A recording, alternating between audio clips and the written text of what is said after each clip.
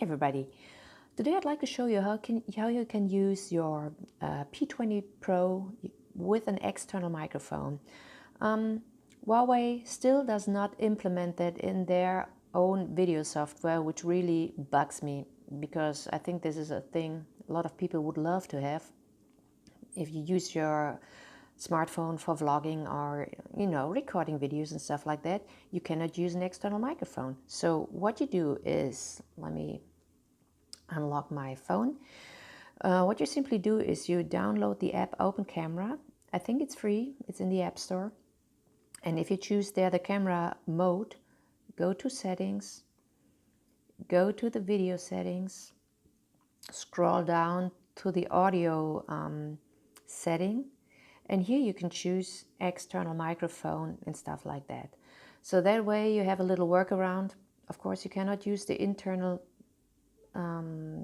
camera app of Huawei, but with the Open Camera app, you at least can use an external microphone to get a better sound quality in your videos.